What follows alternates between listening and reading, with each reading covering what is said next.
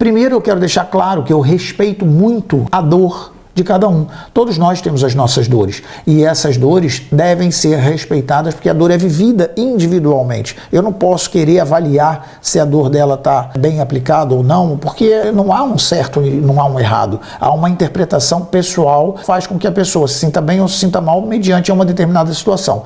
E tem pessoas que, por uma das emoções básicas, que é a tristeza, ela começa sempre muito pequenininha, é um sinal de que alguma coisa não está bem. E quando você começa a se sentir verdadeiramente triste e não dá atenção a essa tristeza, ao contrário disso, você começa a cobrir essa tristeza com outras alternativas, o que acontece é que essa tristeza ela vai minando por baixo.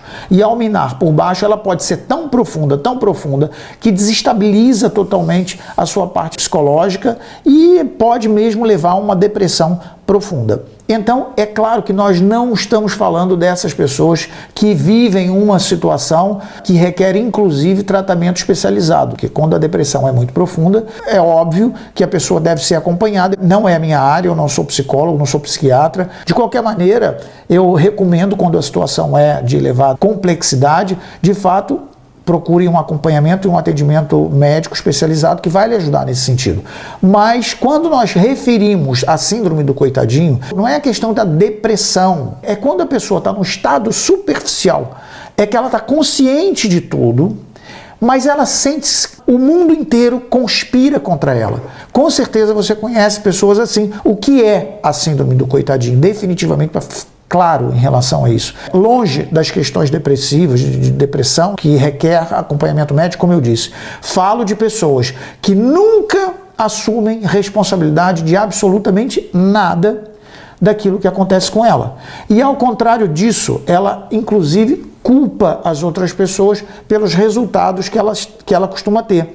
Então, o coitadinho é sempre aquele que dá sempre tudo errado, mas que ele não tem responsabilidade nenhuma. A culpa é sempre do Estado, a culpa é sempre do país, a culpa é das greves, a culpa é dos outros. E então, essa é a maneira mais fácil que ele encontra de se libar de responsabilidade. E se libando de responsabilidade, lava as mãos. Eu não tenho culpa, eu não tenho responsabilidade nenhuma.